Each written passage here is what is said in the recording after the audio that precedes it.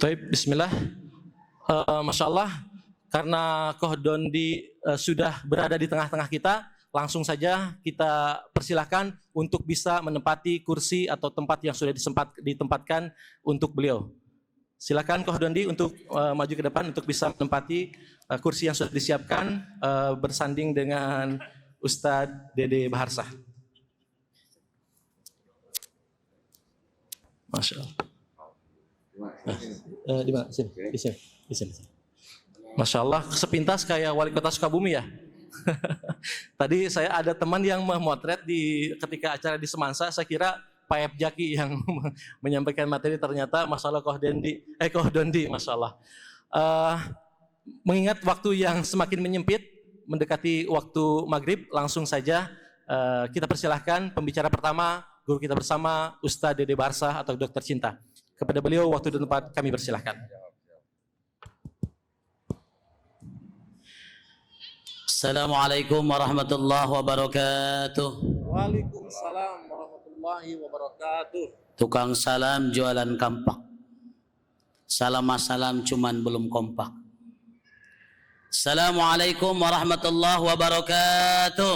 Waalaikumsalam warahmatullahi wabarakatuh. Mareme cuman buahnya kesemek. Rame-rame cuman kayak yang lagi ngambek. Yang ikhlas kompak semua sore hari ini, semangat semua karena kita kedatangan tamu spesial untuk menggali banyak ilmu dan pengalaman dari beliau. Ya, Koh Donitan Al-Ustadz kita insyaallah diberikan berkah oleh Allah Subhanahu wa taala. Assalamualaikum warahmatullahi wabarakatuh. Waalaikumsalam warahmatullahi wabarakatuh. Alhamdulillahilladzi arsala nabiyyana rahmatan lil alamin. Alhamdulillahi haqqa hamdi hamdan katsiran mubarakan fih. Nahmaduhu wa nasta'inu wa nastaghfiru wa natubu ilaih wa la na'budu illa iyyahu wa tawakkal alaih. Allahumma salli ala sayyidina Muhammadin wa ala ali sayyidina Muhammadin wa ala ahli baitih. Tahaddus bin ni'mah, syukur alhamdulillah hari ini spesial di kajian Majelis Mahabbah, kedatangan tamu spesial yang saya baru bertemu tapi terasa sudah sangat lama bertemu dengan beliau. Karena hatinya terbuka, maka Allah ta'liful qulub, satukan hati kita, dan mudah-mudahan pertemuan kita dengan Al-Ustadz Donditan ini bukan hanya di dunia tapi kita bareng-bareng sampai ke surga. Dan insya Allah hari ini menjadi saksi sampai kita nanti di akhirat pernah berkumpul di Masjid Agung bareng Ustadz Dondi hari ini, yang insya Allah mudah-mudahan hari ini Allahumma tawil umurana, umur kita pun dipanjangkan, wa ahsin ajasadana, sehat fisik kita, wa nawir qulubana, diberikan cahaya hati kita, wa ilal khair qaribna, dekat dengan kebaikan, wa anisyari aba'idna, dan jauhkan daripada keburukan. Hari ini tema kita punya Islam rahmatan lil alamin. Satu-satunya ajaran yang menjadi rahmatan lil alamin yang dibawa oleh Nabi kita Muhammad, bukan milik orang Arab, bukan milik orang Eropa, tapi milik seluruh alam, bahkan jin sekalipun. Ketika diutus Nabi kita Muhammad Sallallahu Alaihi Wasallam punya tugas yang berat, dan satu-satunya warisan yang disampaikan kepada umatnya, Nabi tidak mewariskan harta, tidak mewariskan emas, berlian, permata, tapi yang Nabi wariskan adalah dakwah ini. Kuntum khairu ummatin ukhrijat linnas ta'muruna bil ma'ruf wa tanhauna 'anil munkar wa tu'minuna billah. Kamu sekalian adalah generasi yang terbaik yang mengajak kepada kebaikan dan mencegah kepada kemungkaran. Maka hari ini tugas seorang dai, kita berdakwah bukan hanya dengan lisan. Ada yang dakwah dengan tulisan, ada yang dakwah dengan postingan, ada yang dakwah dengan multimedianya, ada yang dakwah dengan mal hartanya, ada yang dakwah dengan fisiknya. Yang penting tugas kita mengajak kepada kebaikan dan mencegah daripada kemungkaran. Alhamdulillah. Salah satu masalah kita hari ini, anak muda kita berada di the lost generation. Anak muda kita berada di persimpangan zaman. Hilangnya ruh-ruh Islam. KTP-nya Islam, ada istilah sekarang Islam KTP. Bahkan ada Perdana Menteri Inggris namanya John Naisbitt. Dia mengatakan, kalau Anda ingin menghancurkan orang Islam, cukup jauhkan mereka daripada Al-Quran. Kalau orang Islam sudah jauh dari Al-Quran, tidak tahu isinya Quran, tidak memahami makna dari Al-Quran, maka saat itu umat Islam akan hancur. Halo? Kalau saya bilang halo, jawab hai. Kalau hai, jawab halo. Halo? Hai? Halo, halo? Hai, hai? Halo, hai, halo, hai, halo? Mau hakang.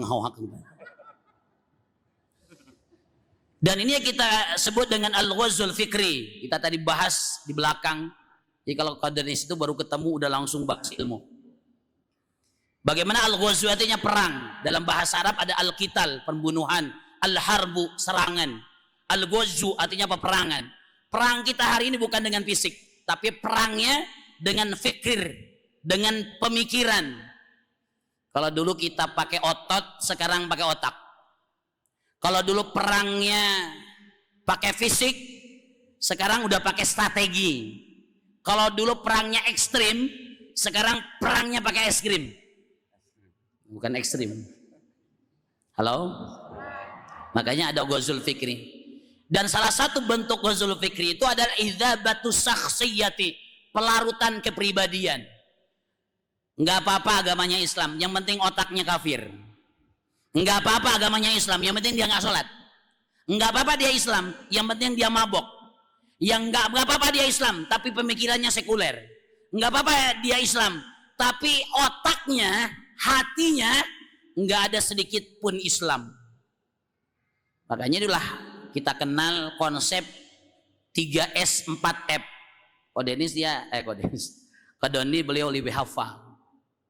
Bagaimana 3S itu yang pertama sing atau song.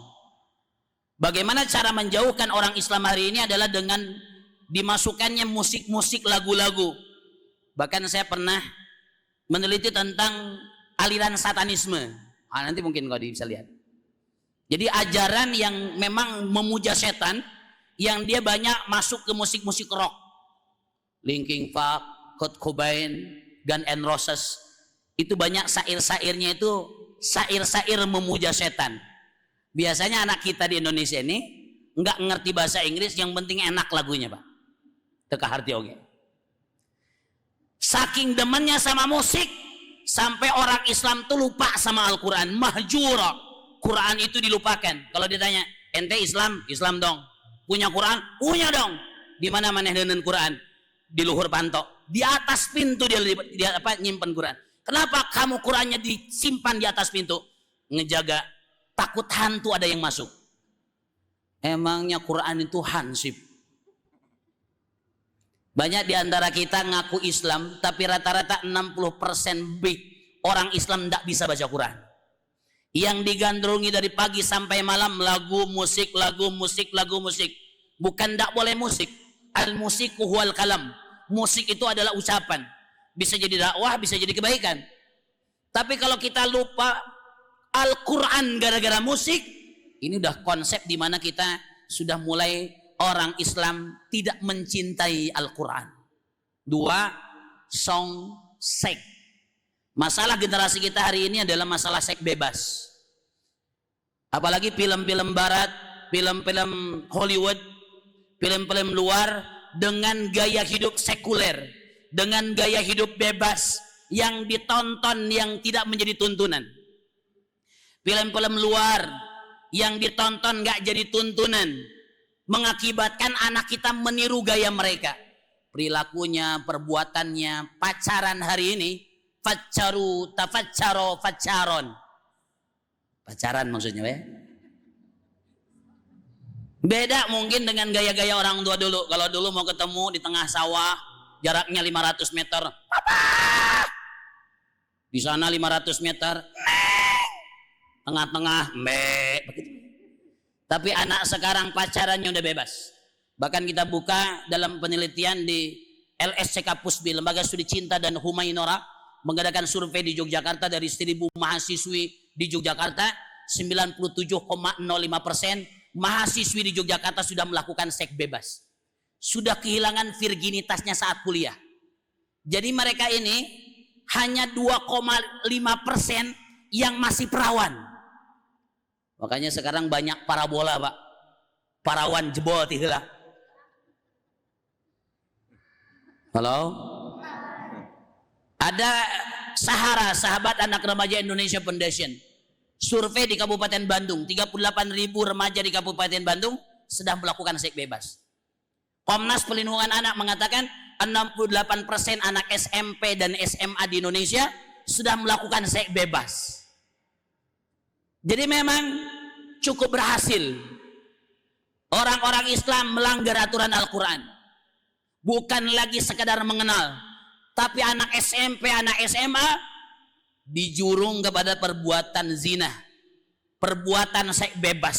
Dan ini sudah terjadi di kalangan anak-anak muda kita yang sangat ngeri gaya pacaran hari ini. Ya, apalagi konsep-konsep jangan rindu, rindu itu berat, kamu tidak akan sanggup. Biar aku aja yang rindu. Apalagi gombalan Dilan itu yang mengatakan yang aku sukai di dunia ini cuma 3, matahari, rembulan, dan kamu. Matahari untuk siang hari, rembulan untuk malam hari, dan kamu untuk selamanya. Kalau udah kena godaan laki-laki itu cewek itu udah kelepek-kelepek.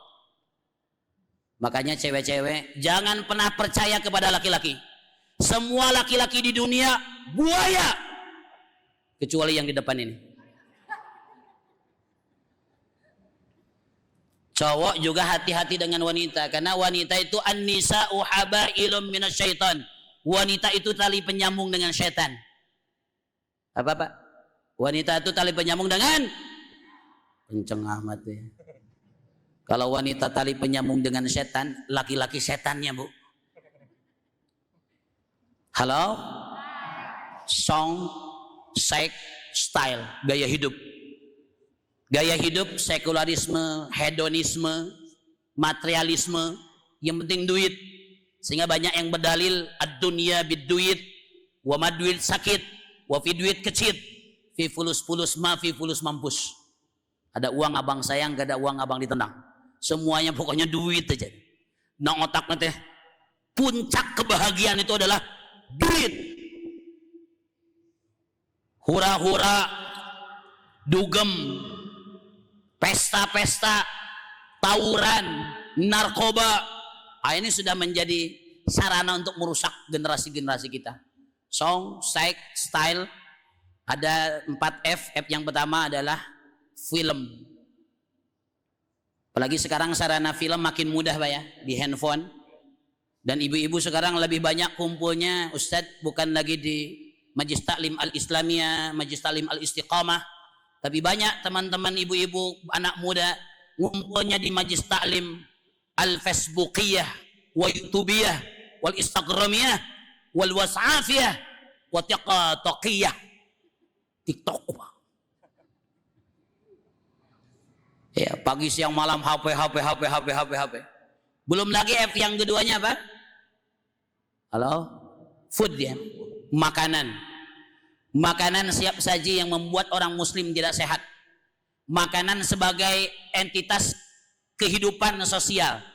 Gaya kalau kita bisa makan di satu tempat yang terkenal, yang lagi viral. Sehingga manas-manasin orang dengan statusnya. Makan. Apalagi kita bisa menyaring mana halal, mana haram.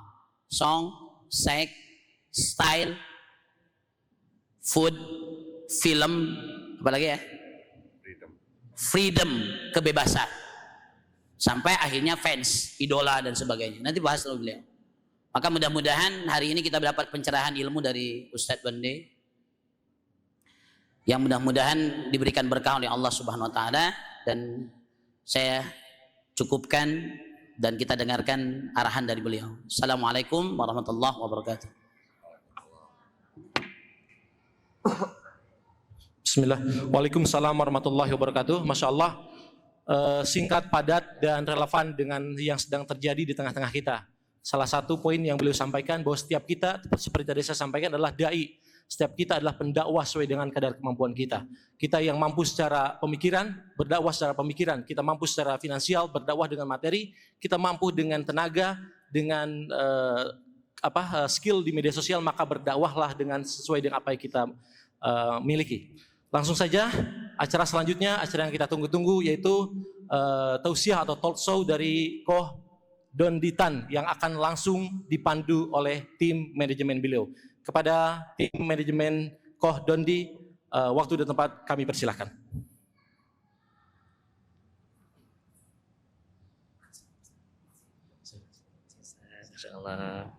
Masya Allah. Bismillahirrahmanirrahim. Assalamualaikum warahmatullahi wabarakatuh. Wah, mentang-mentang hujan, cuacanya memang suaranya agak dilemes-lemesin nggak Ibu ya, Bapak ya.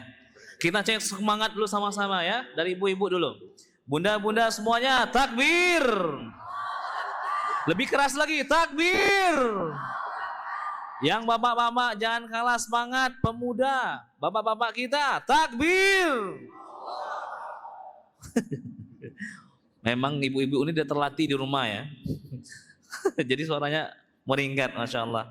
Alhamdulillah, masyukurillah. Alhamdulillah hari ini atas berkat izin Allah kita bisa diberikan kesempatan untuk bisa ngobrol bareng.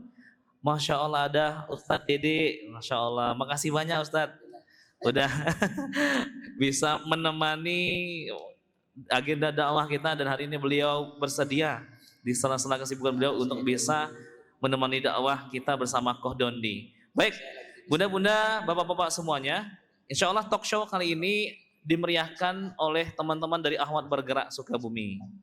Selama 3 tahun Ahwat Bergerak Sukabumi mendukung setiap agenda khusus di daerah Sukabumi. Jadi tokoh-tokoh nasional itu kita selalu kerjasama bersama dengan Ahwat Bergerak Sukabumi. Kehadiran Koh Dondi pun juga melalui Ahwat Bergerak Sukabumi. Kami ucapkan terima kasih untuk Ahwat Bergerak Sukabumi. Dan juga ada teman-teman dari Inspirasi Quran Foundation. Skalanya nasional, keliling Indonesia membawa tokoh-tokoh, dan alhamdulillah tokoh itu salah satunya hari ini yang komitmen bareng kita adalah Koh Donditan. Mungkin untuk lebih jelas lagi, boleh teman-teman kita bisa bagiin brosurnya. Nah, itu insya Allah akan dijelaskan program apa saja yang sedang kita ikhtiarkan dan ikhtiar apa saja yang kita ikhtiarkan. Boleh teman-teman, Bang Anan dan lain-lain silakan bagikan brosurnya kepada jemaah-jemaah sekalian. Masya Allah, tabarakallah. Nah, hari ini merupakan bagian dari proyek kita, dakwah keliling Indonesia. Dan hari ini tokoh yang kita bawa adalah Koh Dondi. Insya Allah Koh Dondi bersama kami ikhtiarnya adalah sama-sama menguatkan tauhid dari versinya Kristolog yang insya Allah akan dikaji oleh Koh Donditan insya Allah. Baik, bunda-bunda semuanya, kita mulai saja talk show kita bersama Koh Donditan. Assalamualaikum warahmatullahi wabarakatuh. Koh, sehat? Waalaikumsalam warahmatullahi wabarakatuh. Alhamdulillah sehat. Alhamdulillah. Kabarnya udah 5 tahun pula. 5 hari Koh Dondi di Sukabumi. Iya, baru akhirnya di Sukabumi. Dari tanggal berapa Koh? Hah? Dari tanggal berapa? Tanggal 15 bulan April ya, 2026 ini alhamdulillah dari tanggal 15 sampai hari ini 19 sudah coba mochi begini, mochi begitu. Masya Allah. Mochi begini, mochi gitu. Dan hari ini terakhir ya Koh ya? Iya nih, sebenarnya masih kurang ya sebenarnya. Masih sangat kurang. Tapi sudah banyak jadwal di Jakarta, jadi insya Allah kita akan datang lagi ke Sukabumi ya. Insya Allah nanti ini Ustadz Dokter Cinta kita ini mau ngajakin riding nih. Masya Allah, jadi kita duet bareng dengan Ustadz Dede, Ahwat Bergerak Sukabumi, Koh Dondi. Wah, lebih spektakuler lagi insya Allah. Koh, kami mau nanya, tadi kita udah kenalan tentang Koh Dondi ya, bunda-bunda semuanya. Udah tahu beliau siapa? Kita langsung saja, kita ingin bertanya Koh. Kira-kira dengan perbedaan-perbedaan pandangan hari ini, khususnya untuk agama-agama, menurut Koh ini yang hari ini kembali ke Islam, betul nggak ngomongnya kembali ke Islam itu? Betul. Betul. Jangan bilang mualaf terus ya. Oh, mantan kafir gitu. mantas. Aduh, kira-kira, aneh pengikut setianya Koh Dondi ini kemana-mana pokoknya Koh Dondi ini bawa koper. Bisa kan? Koh Dondi tujuin kenapa koper ini dibawa terus? Kira-kira apa yang membuat Koh bisa memilih Islam melalui analisa Koh dengan kitab-kitab yang Koh bawa ya, mungkin ya. Koh langsung aja Koh kita sampaikan. Jadi langsung balance tuh. Kenapa kau bisa memilih Islam kembali, terus yang kau belajarin sebelumnya gitu ya. Betul nggak Bunda? Mau lihat nggak? Boleh spill nggak? Perlu ya? Perlu kita tayangkan? Aman ya? Aman ya Ustaz ya? Ustaz Dede aman ya? Ustaz Dede lihatnya panjang apa? Kok silakan. Kami boleh jelaskan sama teman-teman semuanya insya Allah terkait dengan kenapa memilih Islam kembali, terus apa yang ditemukan kok bisa ke Islam gitu. Baik, alhamdulillah. Innal hamdalillah nahmaduhu wa nasta'inuhu wa nastaghfiruhu wa natubu ilaihi min syururi anfusina wa min sayyiati a'malina may yahdihillahu fala mudhillalah wa may yudlil fala hadiyalah. Asyhadu an la ilaha illallah wahdahu la syarikalah wa asyhadu anna Muhammadan abduhu wa rasuluh. Allahumma shalli wa sallim wa barik ala sayyidina Muhammadin wa ala alihi wa sahbihi ajmain. Amma ba'd. Alhamdulillah, saya senang sekali bisa berada di Masjid Agung Sukabumi ya nih, Masya Allah ya. Dan senang sekali saya bisa bersilaturahmi dengan Bapak Ibu semua di sini, ditemani dengan Ustadz Dede ini, dokter cinta melulu berarti ya Ustadz ya. Masya Allah. Baik, mungkin sebelum saya cerita sedikit ya, saya tadi ingin nambahin yang Ustadz jelaskan tentang 3S dan 4F ya. Satu lagi tadi ada ketinggalan Ustaz, fashion. Nah, fashion juga penting sekali ya. Buat ibu-ibu nih biasanya nih yang punya anak remaja putri, tolong diperhatikan fashionnya. Jangan sampai fashion kita keluar dari tuntunan Quran ya. Banyak sekali kalangan di luar Islam yang menargetkan umat Islam untuk mengikuti fashion mereka. Ya, entah yang pabrik cat rambut, entah yang pabrik sampo dan sebagainya, juga pabrik baju dan sebagainya yang melunturkan nilai-nilai Islam fashion kita. Jadi kita juga harus berhati-hati ya. Baik, alhamdulillah kalau tadi saya sudah sedikit diperkenalkan, saya kurang lebih dulu 40 tahun jadi Kristen.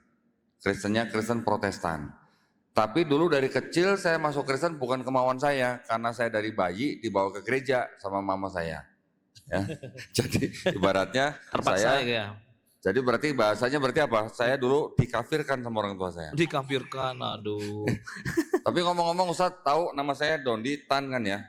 Tan itu marga saya Ustadz. Nah, marga itu bahasa Cinanya Se. Jadi saya Dondi Setan Ustadz. Bukan Seton. Nama lengkap itu. Nama lengkap saya agak panjang. Jadi saya pakai nama, saya membawa nama marga, karena saya keturunan Cina, saya bawa nama marga saya. Jadi tadi pagi saya dengar bahwa ada keluarga yang namanya Islam banget, tapi ternyata kakek buyut mereka juga nama marganya juga Tan, ya, dari daratan Cina. Karena menikah dengan salah seorang anak kiai zaman dulunya, marga Tannya harus dihilangkan katanya. Nah ini saya tadi juga sempat bingung loh. Tan kan nggak ada urusan dengan Cina atau apa ya, nggak ada urusan dengan apa-apa. Jadi untuk orang-orang yang masuk Islam sebenarnya kalau namanya tidak mengandung unsur kesyirikan, sebenarnya tidak perlu ganti nama. Ya karena nama itu adalah pemberian orang tua kita. Makanya saya kemana-mana tetap pakai Tan gitu. Karena saya Dondi Setan, marga Tan gitu maksudnya. Baik, saya seperti tadi Ustadz Anjas bilang, saya kembali atau balik Islam. Kenapa? Karena kita tahu bahwa semua manusia yang lahir sebenarnya fitrah. Fitrah konteksnya apa? Muslim. Bayi lahir nggak bisa apa-apa. Dia bisa jadi Yahudi, Nasrani, Majusi karena orang tuanya. Jadi ketika bayi itu nanti besar, dia mendengar Islam, menerima Islam, bahkan sampai dia masuk Islam, sebenarnya orang itu tidak pindah agama. Tapi orang itu sebenarnya kembali ke fitrahnya, kembali menjadi Muslim. Muslim artinya adalah orang yang berserah diri atas kehendak penciptanya. Ya, saya bersyahadat 25 Juli 2014, disaksikan hanya oleh karyawan saya satu orang waktu itu ya. Alhamdulillah. Jadi karena waktu itu saya ingin bisa menjawab kalau keluarga besar saya tanya, kenapa kamu masuk Islam? Saya akhirnya waktu itu jadi keterusan belajar kitab saya yang dulu gitu. Nah, ini sebelumnya saya izin di Masjid Agung, saya mengeluarkan kitab saya yang dulu, supaya apa? Supaya saya bisa menunjukkan ke Bapak Ibu, dan nanti supaya kita punya persepsi yang sama tentang kitab-kitab mereka. Jangan sampai nanti kitab-kitab ini bisa menjadi alat atau bahan yang bisa membuat iman kita jadi ragu. Ya, saya langsung tunjukin. Langsung Ini nih, Pak. kitabnya orang Kristen. Namanya di sini Alkitab ya Ustaz ya. Alkitab. Saya yang sudah menjadi Muslim dan mempelajari ulang kitab saya ini menggunakan kacamata Islam, saya mengajak Bapak Ibu jangan sebut kitab ini Alkitab. Ya, sebutnya apa dong? Bible aja. Kenapa? Karena Al-Quran kita nama lainnya Alkitab bukan? Zalikal kitabul la raiba Bafi, ya. Jadi supaya tidak rancu, kita jangan sebut kitab mereka Alkitab. Nah, ini mohon maaf sebelumnya, saya juga prihatin, ya. Ketika saya sudah mempelajari Quran, Sirah Nabawi, juga sejarah tentang penyusunan Quran dan sebagainya, juga mempelajari kitab-kitab mereka. Saya prihatin kalau ada orang Islam ditanya, kitab orang Kristen itu apa? Kebanyakan, coba ibu-ibu saya mau tanya, kitabnya orang Kristen namanya apa Bu? Injil, betul nggak Ustaz? Oh betul. Kalau Injil asli enggak. Oh Injil asli enggak. Nah ini, orang Kristen juga bikin kitab, tulisannya begini Ustaz. Kitab suci Injil. Iya. Mereka sengaja bikin ini untuk dibagikan kepada orang Islam. Ya, jadi kalau kitab yang mereka bawa ke gereja yang ini dibagikan ke orang-orang Islam. Kalau yang di sini nama Tuhan mereka Yesus Kristus, yang di sini pakai kata Isa Al-Masih. Saya buktikan nih Ustaz nih, mumpung di sebelah saya nih. Langsung Ustaz Dede. Silsilah siapa Ustaz? Di sini? Silsilah Isa Al-Masih. Jadi mereka menggunakan nama Isa Al-Masih, diberikan kepada umat Islam, dikatakan apa? Tuh, Yesus itu sama dengan Isa Al-Masih, makanya kita disuruh baca. Tapi ceritanya di sini Isa Al-Masih dibunuh dan disalib, bangkit hari ketiga, kemudian dijadikan Tuhan. Itu tujuan mereka. Tapi saya ingin mengoreksi, ya. Ini mudah-mudahan diterima nih sama Bapak Ibu nih. Mumpung ada Ustadz sebelah saya nih. Apakah kitab mereka yang ditulis Injil ini adalah Injil yang dimaksud oleh Quran? Bukan. Bisa buktiin Bu? Apakah ini yang dimaksud Quran, Injil? Bukan. Injil buat kita apa? Buat kita Injil. Yang kita baca di Quran, Nabi Isa alaihissalam menerima kitab Injil.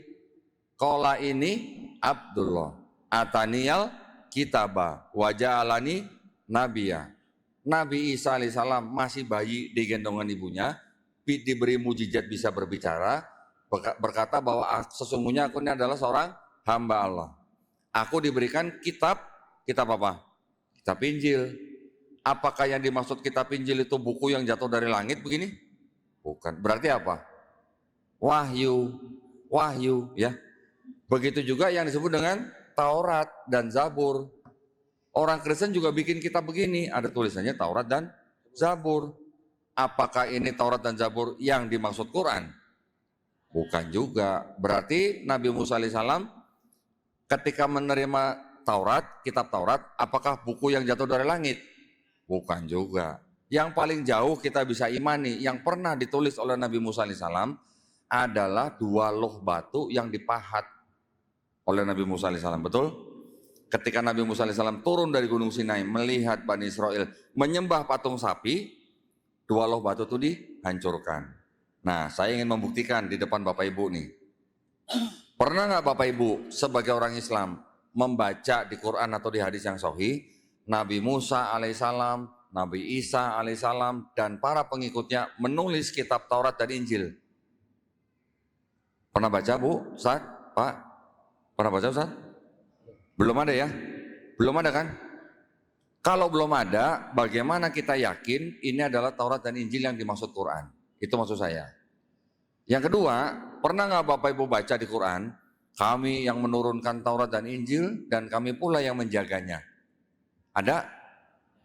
Hah? Tidak ada. Berarti Allah SWT pernah memberikan kitab Injil, kitab Taurat kitab Taurat dan Zabur kepada Bani Israel, tetapi Allah SWT tidak pernah menjanjikan untuk menjaga, betul? Yang dijanjikan untuk dijaga apa?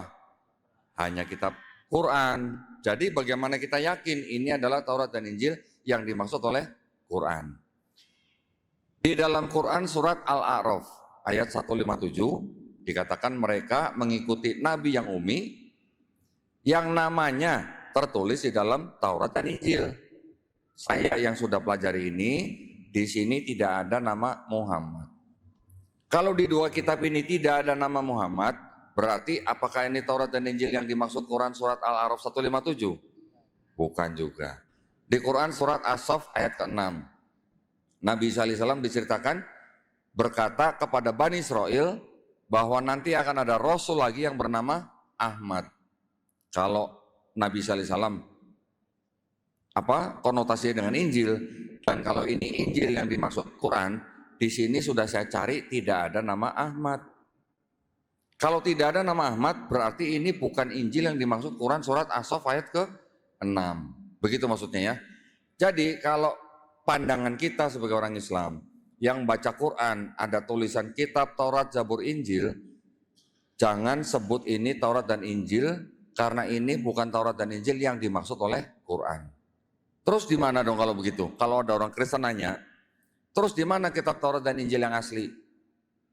Definisinya adalah kitab Taurat, Zabur, Injil adalah wahyu-wahyu yang diturunkan Allah SWT kepada Nabi dan Rasulnya untuk Bani Israel pada zaman itu. Setuju nggak Ustaz?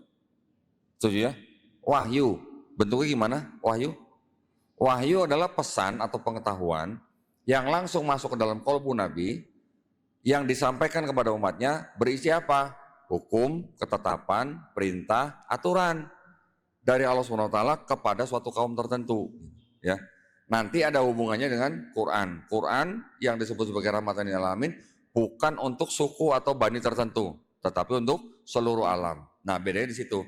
Jadi, saya ingin mengajak Bapak Ibu memahami kata kitab di dalam Quran, khususnya untuk kitab Taurat, Zabur, Injil, itu hanya berupa wahyu.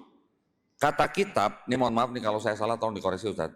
Kata kitab dalam bahasa Arab, selain daripada artinya adalah wahyu yang ditulis atau dibukukan, tetapi juga bisa berarti apa? Hukum, ketetapan, perintah, aturan. Ya, suatu ketetapan untuk suatu kaum tertentu. Syariat begitulah yang diturunkan dari Allah SWT kepada satu kaum tertentu. Gitu ya. Sampai di sini saya ingin bertanya kepada Bapak Ibu nih. Mungkin Bapak Ibu sering mendengar bahwa kalau kalangan akademisi, kalangan universitas misalnya, atau profesor sekalipun, mereka sering bilang bahwa agama samawi itu ada 3, ya kan?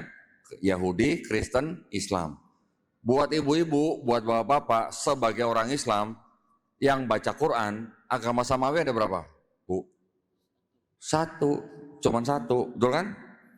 Sebagai orang Islam yang baca Quran, buat bapak ibu, atau saya tanya dulu nih, yang ibu-ibu dulu deh, ya, yang bapak-bapak nanti dulu ya Pak ya. Buat ibu-ibu, sebagai orang Islam yang baca Quran, Islam itu buat ibu-ibu itu adalah agama yang paling benar atau agama yang benar, yang lain salah? Yang Paling benar kok. Yang Paling benar. Yang paling benar tunjuk paling tangan. benar. Yang paling benar. angkat tangan. Ada berapa tuh? Wah, ada 2000 ya. Bapak-bapak paling benar, Pak. Yang benar? Yang paling yang benar. Oh, seimbang. Oke, alhamdulillah masih seimbang, Ustaz. Kalau nggak seimbang itu yang kita khawatir ya. Ibu-ibu yang mengatakan Islam buat ibu adalah agama yang paling benar, bagaimana kabarnya dengan ayat inna dina indallahil Islam? Kalau ada ayat inna dina indallahil Islam, satu-satunya agama yang diridhoi Allah SWT adalah Islam, berarti agama lain diridhoi Allah nggak Bu? Hah? Enggak kan? Kalau enggak, yang enggak diridhoi Allah itu berarti agama benar atau bukan Bu? Bukan kan? Berarti kalau begitu, kalau ada ayat inna dina indallahil Islam, buat kita orang Islam yang baca Quran, berarti buat kita Islam agama yang paling benar atau yang benar? Yang benar. Yang lain salah gitu Bu. Berani nggak Bu ngomong agama Islam yang benar, yang lain salah? Takut Ustaz? Nggak takut ya? Saya ini buat ibu-ibu nih ya, buat orang Islam nih. Bapak-bapak saya yakin pasti udah paham. Maksud saya begini, sebagai orang Islam yang pegangannya adalah Quran, kita harus berani mengatakan bahwa Islam buat kita adalah agama yang benar, yang lain salah. Orang-orang beragama lain juga punya hak yang sama untuk mengatakan agama mereka yang benar, yang lain salah. Mereka mau mengatakan agama Islam salah, buat mereka juga itu hak mereka. Ya, tapi kan kita tidak harus bermusuhan gitu. Tidak harus memerangi mereka kalau mereka tidak memerangi kita. Itu maksudnya. Sebagai sesama anak bangsa, kita tetap harus menjaga persatuan dan kesatuan negara Republik Indonesia. Bapak-bapak, ibu-ibu pernah nggak mendengar pemuka agama Islam yang mengatakan semua agama sama? Oh ada? Ada? Pernah dengar Ustaz? Gimana kira-kira? Setuju nggak Bu? Alhamdulillah. Bapak-bapak setuju nggak? Kalau dia bilang semua agama sama? Nggak setuju. Karena ada ayat inna dina indallahil Islam. Berdasarkan ayat itu kita harus punya sikap. Sikap kita harus berani mengatakan bahwa agama yang kita anut, yang dijamin oleh negara adalah agama yang benar buat kita, yang lain salah. Nggak apa-apa gitu. Mereka juga berhak ngomong yang sama gitu. Ya, jadi kita harus bisa punya posisi yang sama. Kenapa kok bisa ada kalimat-kalimat semua agama sama? Kira-kira karena ada proyek atau yang boleh dikatakan program pluralisme masuk ke Indonesia. Pluralisme itu memang kalau dilihat secara kulitnya mungkin kelihatannya bagus. Mungkin bilangnya satu negara toleransi, banyak agama, banyak suku, banyak ras, itu plural gitu kan. Itu oke, nggak apa-apa, baik. Tujuannya untuk Bhinneka Tunggal Ika.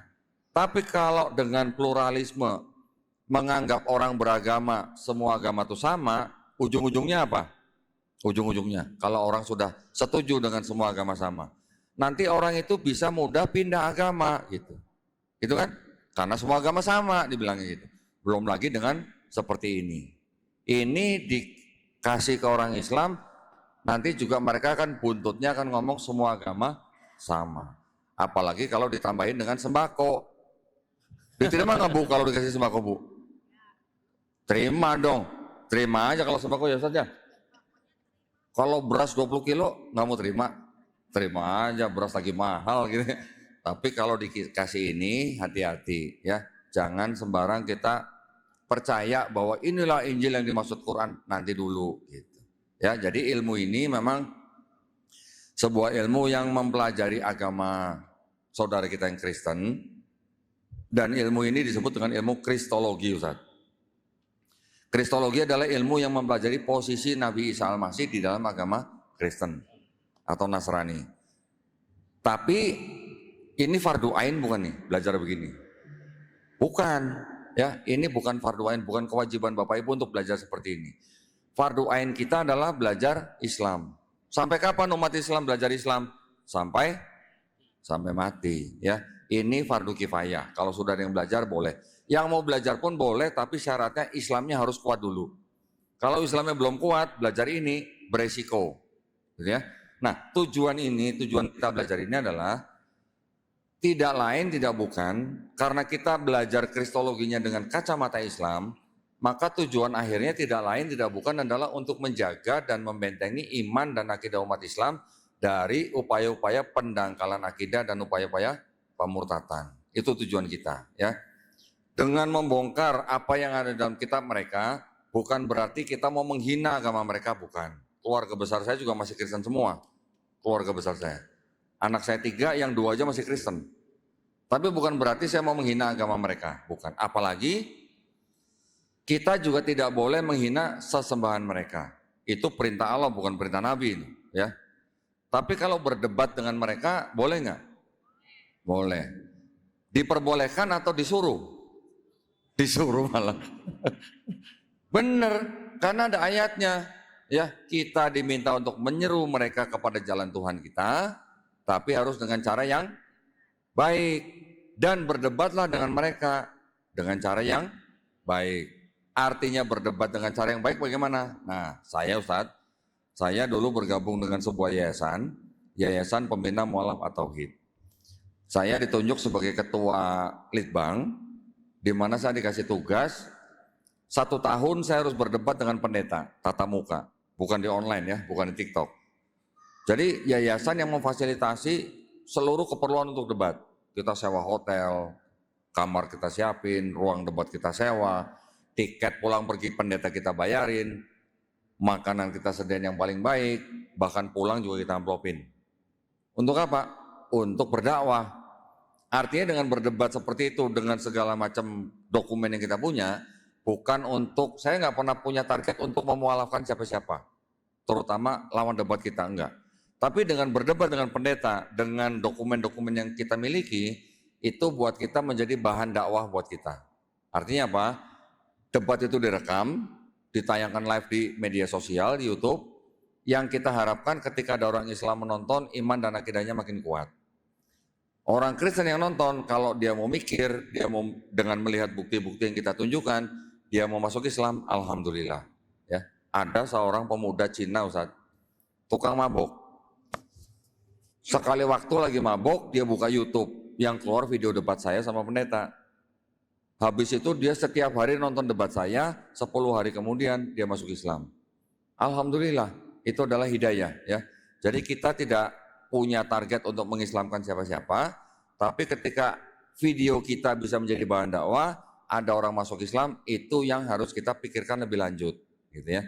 Jadi bukan berarti kita bantu orang masuk Islam, udah kita lepas begitu, enggak. Kita bina mereka. Nah di yayasan kami, yang sekarang kita kelola di Jakarta, yaitu Yayasan Garda Mu'alaf Indonesia, kami membina para mu'alaf. Caranya bagaimana? Selain daripada kita undang mereka untuk mengikuti kajian-kajian yang kita buat, kita juga kirim guru ke rumah mu'alaf masing-masing. 1 minggu 2 kali, 1 kali pertemuan 90 menit. Kita kirim guru, total kita kirim 32 kali pertemuan, 1 pertemuan 90 menit, kita harapkan 32 pertemuan mereka sudah bisa baca Quran. Kalau tadi Ustaz Dede bilang umat Islam, berapa? 60% saja belum bisa baca Quran ya. Saya pernah dapat informasi dari Yayasan Cinta Quran Foundation, total nasional umat Islam yang belum bisa baca Quran itu kira-kira 72%. Ustaz. 72%, bayangin. Jadi dari kira-kira berapa? 240 sampai 250 juta umat Islam di Indonesia. Kalau 70%-nya berapa itu? Masih ratusan juta yang belum bisa baca Quran. Jadi maksud saya, kita sebagai umat Islam, selain daripada kita menguatkan iman dan akidah kita ya dari upaya-upaya pemurtatan, kita juga harus cinta dengan Quran kita. Kalau kita cinta Quran, kita mengaji, kita paham artinya, kita apalagi kita mengamalkan, insya Allah godaan-godaan seperti ini nggak ada artinya, insya Allah ya. Tapi dengan catatan, kita juga harus memperbaiki ekonomi kita. Ekonomi itu memang jalan yang paling mudah untuk orang bisa murtad. Ekonomi. Selain itu juga apa? Pernikahan. Pernah dengar hamilisasi, Ustaz? Ya, ada. Itu adalah salah satu modus juga dari mereka untuk mengajak orang Islam masuk Kristen. Jadi kalau di kristenisasi itu ada dua macam. Ada orang yang disebut dengan evangelis, ya, atau dia penginjil. Evangelis ini biasanya di belakangnya bawa gereja. Dia cari orang untuk masuk gereja. Tapi kalau misionaris, cari jemaat untuk masuk gereja, misionaris cari orang Islam yang taat sholatnya, bukan yang suka judi, bukan yang suka minum, untuk dijadikan apa? Untuk dijadikan misionaris lagi. Jadi mereka punya semacam kayak MLM gitu, ya. Misionaris, satu misionaris dapat 2, masing-masing nanti dapat 2 lagi, makin lama makin banyak. Itu saya sudah buktikan dengan orang-orang mantan pelaku, gitu ya. Jadi mereka juga punya program yang namanya kontekstualisasi C1 sampai C6. Oh, apalagi itu? Kontekstualisasi C1 sampai C6 itu adalah modus mereka untuk sebuah daerah yang terpencil gitu. Ya, caranya gimana? C1 mereka bangun gereja tapi kebaktiannya masih pakai bahasa asal. C2 sudah pakai bahasa lokal. C3 selain dengan bahasa lokal, mereka sudah menerima budaya dan tradisi lokal. C4 mereka sudah menggunakan bahasa lokal, menerima budaya tradisi lokal dan menerima budaya dan tradisi Islam. C5 mereka sudah berpakaian seperti muslim. Ya, tapi belum mengaku muslim, tapi sudah pakai pakaian seperti muslim. Gereja mereka biasanya yang mereka bangun itu namanya kurang lebih nama-nama yang islami gerejanya. Ya, gereja Isa Al-Masih. Ada nggak Ustaz? Ada. Nanti yang C6, nah ini C6 nih. C6 mereka sudah berpakaian seperti muslim, KTP-nya sudah Islam, dan mereka juga sholat di depan orang Islam.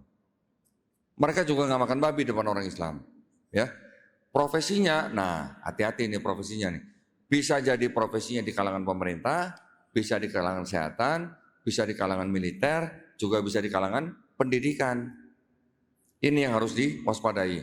Di Indonesia pernah nggak kasus yang besar yang kelihatan bahwa itu adalah C6? Zaman penjajahan Belanda. Ada yang namanya Abdul Ghafur. Pernah dengar Ustaz? Snok Hurgronya. Itu adalah orang Belanda, agen yang disiapkan oleh Belanda untuk masuk ke daerah Aceh, ya. Jadi itu yang memang yayasan kami ini sekarang melakukan upaya-upaya ini, membina para mualaf, tapi kita juga melakukan kausal fikri, perang pemikiran, terutama kepada kalangan mereka, tapi harus dengan cara yang paling baik. Tujuan kita adalah untuk membentengi iman dan akidah umat Islam dari upaya-upaya pendangkalan akidah dan juga upaya-upaya pemurtatan. Sekarang saya ingin menunjukkan kepada Bapak Ibu nih ya, ini mumpung di Masjid Agung nih, kapan lagi nih? Kapan lagi mumpung sebelah saya ada Ustaz Dede nih. Ya, kenapa saya dulu meninggalkan agama ini? Pertama, karena di dalam kitab mereka, ini dalam pandangan Islam ya, dalam pandangan Islam. Di dalam kitab mereka, ini masih ada kebenaran. Saya berani ngomong nih, ya ayat-ayatnya saya bisa kasih. Masih ada kebenaran, tapi bercampur dengan kebatilan. Kebatilannya apa? Ada kontradiksi. Ada yang namanya ayat-ayat yang tidak otentik, ya, atau tidak asli gitu. Saya tunjukkan sekarang supaya Bapak Ibu bisa langsung paham apa yang saya maksud ya. Saya punya kitab. Kalau tadi yang ini kitabnya orang Kristen Protestan, tebelnya segini, ini isinya 66 surat. Nah, saya pakai istilah surat nih biar Bapak Ibu familiar nih. Karena di Quran kan pakai istilah surat ya. 66 surat. Yang ini punya Katolik. Yang Katolik punya 73 surat. Jumlah surat yang beda. Kalau Quran berapa surat, Bu? 114. Di Indonesia ya? Oh semua. Emang di Hong Kong sama, Bu? Sama. Udah pernah lihat, Bu? Sama, Bu. Alhamdulillah. Di seluruh dunia jumlah surat Quran sama, 114 surat. Jumlah ayatnya sama nggak, Pak? Sama jumlah suratnya. Jumlah suratnya juga sama, tapi mungkin ada beda sistem penomoran ayatnya. Ada yang memberi nomor pada kalimat basmalah, ada yang tidak, ya. Tetapi dari semua, saya boleh katakan versi ya, versi Quran. Tapi versi Quran kita adalah jumlah suratnya sama, jumlah ayatnya sama, ada perbedaan. Perbedaan apa kira-kira? Oh, pada takut nih. Saya berani mengatakan di Quran juga ada perbedaan di seluruh dunia. Tapi bedanya hanya cara baca. Yang disebut dengan qiraat sabah. Hanya cara baca. Quran diturunkan dalam 7 ahruf. Beberapa ahruf membentuk satu qiraat. Beberapa ahruf membentuk satu qiraat yang lain. Hanya beda cara baca. Itu hanyalah lidah bangsa-bangsa yang berbeda gitu lah. Orang Jepang katanya nggak bisa ngomong R, betul ya? Nggak bisa, dari kecil nggak pernah diajarin huruf R ya. Jadi kalau ngomong R dia jadi L gitu misalnya. Kalau orang Sunda katanya nggak bisa ngomong F ya Ustaz, betul? Enggak, itu fitnah kata gitu.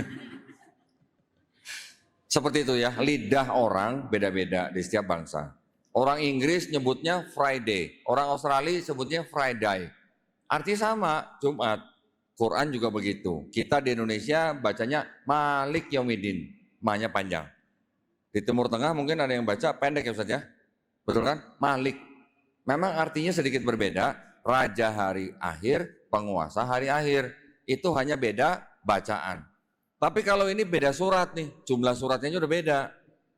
Ini 66 surat, yang ini 73 surat. Diskon gitu lah mungkin. Ada lagi nih sebenarnya di sini nih, cuman saya mungkin ngambilnya susah. Selain daripada Kristen Protestan, ada Kristen Katolik, ada juga Kristen Ortodoks. Jumlahnya 78 surat kitabnya. Ada lagi Kristen Ethiopia, jumlahnya 81 surat. Ya, beda jumlah surat nih.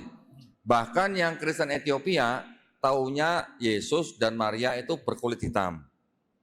Oh, lukisan mereka, Maria menggendong bayi Yesus itu berkulit hitam. Nanti kalau yang di Cina, Maria dan Yesus sipit gitu. Ya, nanti kalau yang di Jawa, Maria dan Yesus pakai kebaya gitu.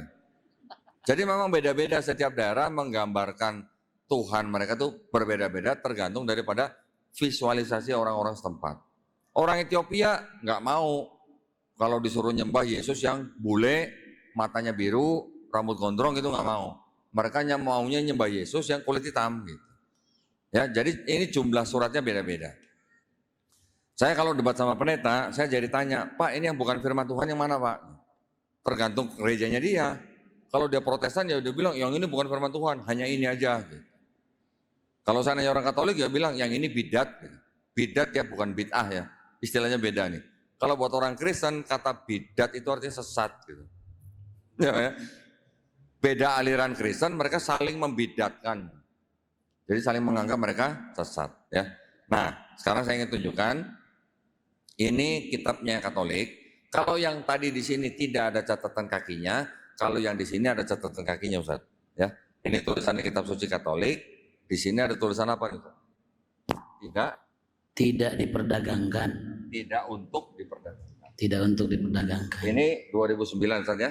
Ya. Dipersembahkan kepada Umat Katolik Indonesia oleh Diklat Jenderal Bimbingan Masyarakat Katolik Departemen Agama Republik Indonesia. Berarti resmi dong Ustaz? Resmi. Resmi dong. Percetakan Arnoldus ND ya. Ya. Di seluruh kitab ini satu-satunya ayat, nah ini cuma ada satu ayat nih. Satu-satunya ayat yang dianggap mengajarkan konsep Trinitas. Tahu Trinitas siapa ya? Tahu Pak? Ibu-ibu pernah dengar Trinitas? Bukan tepung terigu ya Bu ya.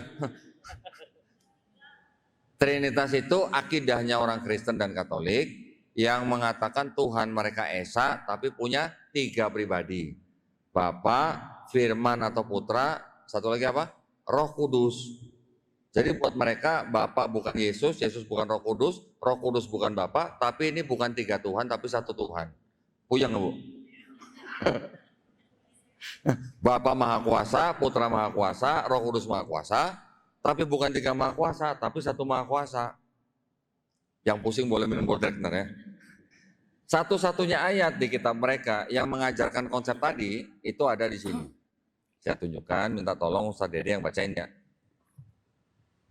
Nah, nama suratnya itu 1 Yohanes pasal 5 ayat ke-7 Ustaz. Jadi di sini ada tulisan begini, tolong hati-hati ya. Tolong yang di garis merah Ustaz. Boleh. Tunggu sebentar, nggak usah pakai bismillah. Sebab ada 3 yang memberi kesaksian. Jadi dalam surga Bapa, Firman, dan Roh Kudus. Dan ketiganya adalah 1. Dan ada 3 yang memberi kesaksian di bumi. Nah, jadi inilah ayat yang dianggap, pegang dulu Ustaz, pegang dulu. Inilah ayat yang dianggap sebagai bukti kitab mereka mengajarkan konsep Trinitas. Tapi ada catatan kaki di bawahnya Ustaz. Ayat 7-8, dari mulai kata di dalam surga sampai di bumi, bagian ayat ini, apa Ustaz? Bagian ayat ini tidak terdapat dalam naskah-naskah Yunani yang paling tua dan tidak pula dalam terjemah-terjemah kuno, bahkan tidak ada dalam naskah-naskah yang paling baik sebuah catatan di pinggir halaman salah satu naskah terjemah Latin yang kemudian disisipkan ke dalam naskah-naskah oleh penyalin dan akhirnya bahkan disisipkan ke dalam beberapa naskah Yunani. Karenanya bagian ini Mesti tidak asli. Pasti, Ustaz. Pasti. Tidak asli. Pasti tidak asli. Kalau tidak asli itu kata lainnya apa, Ustaz? Palsu. Nah, Ustaz yang ngomong ya, bukan saya. Bagaimana ceritanya? Kok bisa kitab yang katanya kitab suci, kok bisa ada ayat yang pasti tidak asli? Saya dulu ketika mempelajari ulang, dan saya menemukan bukti-buktinya, akhirnya saya mengambil kesimpulan bahwa apa? Kalau kitab yang dianggap kitab suci ada ayat yang pasti tidak asli, bisa nggak ini disebut sebagai kitab suci? Ya, kalau di Quran, ini nauzubillah muzalik nih, kalau di Quran ada catatan kaki seperti itu, ibu-ibu baca, sakitnya di mana, Bu? Sakitnya tuh di sini. Ya, dulu saya waktu baca ini juga sakitnya tuh di sini. Akhirnya ketika saya berani memutuskan, ini bukan kitab suci kalau begitu. Dan yang tidak asli, Ustaz, bukan cuma satu, belasan. Bahkan bisa disebut puluhan. Banyak yang begitu. Jadi akhirnya ya waktu itu saya menganggap ini bukan kitab suci. Saya sekarang kalau debat sama pendeta, saya sambil pegang ini, Ustaz. Saya tanya sama pendeta, Pak Pendeta, 1 Yohanes 5 ayat 7 itu firman Tuhan bukan? Kalau pendeta itu pinter, dia akan bilang bukan. Tapi kalau pendeta itu bilang, iya itu firman Tuhan, saya tinggal suruh kameramen aja buka di Zoom, suruh baca sendiri. Saya pernah begitu, pendeta bilang bukan firman Tuhan. Penonton yang nonton gimana? Tepuk tangan gitu. Terus saya tanya lagi, kalau begitu Pak Pendeta, kalau ada kitab yang ada ayat yang tidak asli, bisa nggak itu disebut kitab suci? Pendetanya bilang bukan. Yang tepuk tangan tambah kenceng. Buat kami, pernyataan pendeta seperti itu udah cukup. Ya, kita tidak perlu mempermasalahkan dia mau menyembah siapa gitu, itu nggak perlu. Buat kita, ketika dia bilang itu apalagi sudah bukan kitab suci, sudah cukup ya. Itu yang kami lakukan, Ustaz. Dakwah kami begitu modelnya, tapi itu kami yakin adalah dakwah yang dilakukan oleh Rasulullah bersama sahabat-sahabatnya. Ketika Nabi mengizinkan sahabat-sahabatnya menyimpan gulungan-gulungan Taurat orang Yahudi, ketika ada orang Yahudi datang, dibuka suruh baca sendiri. Banyak yang masuk Islam karena itu. Ya, ini dari tadi saya udah ditunjukin tanya jawab. Oke, tanya jawab. Siapa? Ada yang mau tanya di sini? Silakan. Silakan pakai mic. Ada yang mau tanya? Bapak-bapak, ibu-ibu? Ada yang mau ditanya? Silakan Pak, pakai mic Pak. Tolong.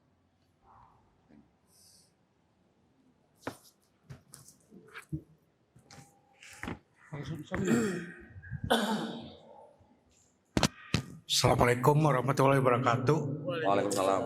Mungkin singkat aja kok ya. Kalau dalam pandangan Islam, Yudas Iskariot itu siapa gitu? Bagaimana Pak? Yudas Iskariot itu dalam pandangan Islam. Pandangan Islam. Ya, Oke, siapa gitu? baik. Baik. Itu aja Pak. Kalau Bapak bertanya tentang Yudas Iskariot, ini kan pasti berurusan atau berhubungan dengan Quran surat An-Nisa. Ayat ke-157, ya kan? Ketika diceritakan Nabi Isa alaihissalam, dinyatakan di ayat itu wa ma qataluhu wa ma salabuhu walakin syubiha lahum. Jadi Nabi Isa alaihissalam tidak dibunuh dan tidak disalib, tapi orang yang diserupakan. Tafsirnya daripada Ibnu Katsir menyatakan bahwa itu adalah Yudas Iskariot, murid Nabi Isa alaihissalam yang berkhianat. Tafsir. Nanti tafsirnya Ibnu Abbas itu adalah murid Nabi Isa alaihissalam yang paling setia. Ya. Jadi memang kita ulama-ulama kita zaman dulu juga tidak bisa menghindari yang namanya hadis-hadis Israiliyat. Tapi hadis-hadis Israiliyat itu memang ada yang boleh dikatakan sebagai referensi buat ulama-ulama penafsir gitu ya. Jadi ada yang dipakai. Tetapi maksud saya begini, kalau ada nama-nama seperti itu, kita boleh saja menggunakan hanya sebagai referensi. Pandangannya kurang lebih sama. Di Kristen, Yudas Iskariot juga dianggap sebagai murid Yesus yang berkhianat. Di Islam, kita hanya menggunakan atau mengetahui nama Yudas Iskariot itu juga sebagai murid yang berkhianat. Sama pandangannya ya.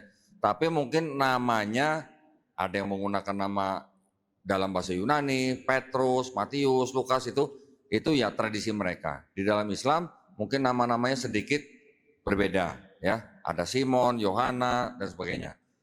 Tapi nah ini saya ingin sekalian nih ya. Sekarang ketika saya menerima tamu dari kalangan Kristen, saya bertanya kepada mereka, kamu sebagai orang Kristen kan percaya dalam hati bahwa dosa kamu sudah ditebus dengan matinya Yesus di atas kayu salib. Kan gitu. Saya tanya, di kitab kamu diceritakan yang menyalib Yesus siapa? Tentara Romawi. Disuruh siapa? Gubernur Pontius Pilatus. Diserahkan oleh siapa? Imam-imam Yahudi. Imam Yahudi dapat Yesus dari siapa? Dari Yudas Iskariot yang berkhianat itu tadi. Yudas Iskariot menyerahkan Yesus kepada imam Yahudi. Sebelum menyerahkan Yesus ke imam Yahudi, Yudas Iskariot dibisikin sama iblis. Ada ceritanya di sini, Pak. Ada ayatnya. Saya tanya ke mereka, kalau begitu Yudas, iblis, imam Yahudi, gubernur Pilatus, dan tentara Romawi yang sudah nyalib Yesus untuk nebus dosa kamu, mereka berjasa enggak buat kamu? Boleh nggak saya tanya gitu? Boleh. Bingung jawabnya. Mau bilang berjasa ada iblis, nggak bilang berjasa tapi memang 5 pihak ini yang menyebabkan Yesus disalib. Gitu. Itu sih hanya salah satu cara untuk membuka akal pikir mereka. Gitu ya Pak ya? Ada lagi? Silakan. Ibu, silakan mic-nya.